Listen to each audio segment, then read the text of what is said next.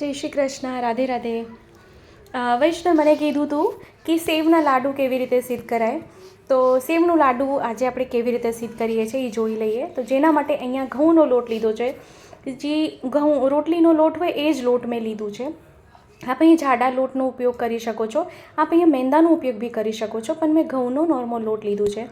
અને મોણ માટે અહીંયા 5 થી 6 ચમચી, 1 કપ અહીંયા લોટ છે તો 1 કપ લોટ હોય તેમાં 5 થી 6 ચમચી ગરમ ઘી આમાં આવી રીતે પધરાવવાનું કે આપણે લોટમાં ઘી પધરાવીએ તો આમાં બબલ્સ ઉપર દેખાવા માંડે. અને સરખી રીતે લોટને મોઈ લઈએ. આપણે મુઠ્ઠી પડતું એમાં મોણ કરવાનું છે. અને હવે થોડું થોડું આમાં જલ પધરાવીને આપણે એને સરખું લોટ, ભાખરી જેવો લોટ એને બાંધી લઈએ. નરમ લોટ નથી બાંધવાનો, એ ધ્યાન રાખવાનું છે.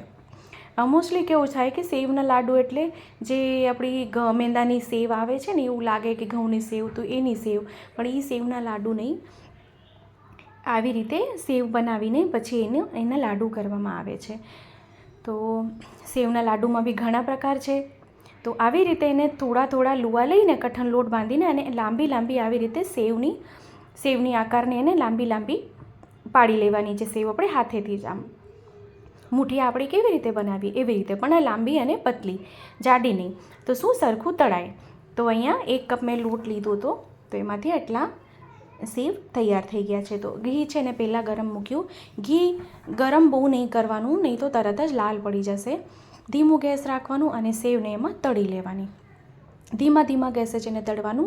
જે આપણે સેવ પાડી છે ને એ આખી ફાટી જશે અને ખૂબ અંદર સુધી, કારણ કે આપણે જો મુઠ્ઠી પડતું મોણ કર્યું હોય ને, લોટ કઠણ બાંધ્યું હોય ને, તો સુંદર એકદમ સોફ્ટ મુઠ્ઠી એના થશે. જી છે, આ જો સુંદર બધા ફાટી ગયા છે. તો હવે એને આપણે કઢાઈથી બહાર કાઢી લઈએ અને એને ઠંડુ થવા દઈએ. આવી રીતે એને ટૂંક કરી દઈએ તો શું છે કે તરત ઠંડુ થઈ જાય, કેમ કે ગરમ ગરમ એને પીસી ના શકાય ને, નહીં તો ચોટી જાય.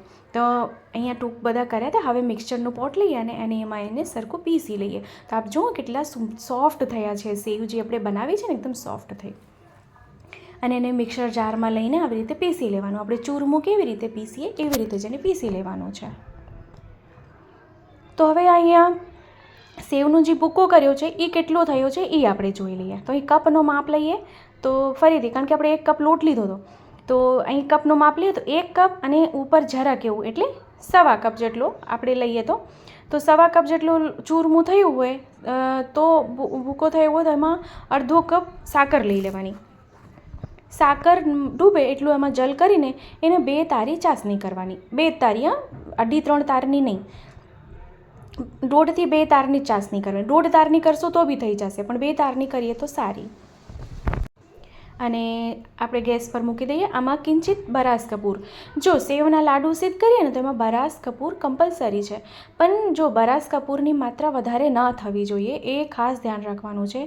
એકદમ ચપટી એટલે એકદમ ચણાની દાળ હોય ને એના અડધા ભાગનું જ ખાલી બરાસ કપૂર પધરાવવાનું છે. તો અહીંયા આપ જો ચાસણી સિદ્ધ થઈ ગઈ છે, સુંદર તૈયાર થઈ ગઈ છે. હવે ગેસની આંચને બંધ કરી દઈએ અને ચાસણી નીચે ગેસથી ઉતારી લઈએ, કારણ કે લોયું જાડા તળિયાવાળું હોય ને તો વધારે વાર રાખીએ તો ચાસણી વધારે કડક થઈ જાય.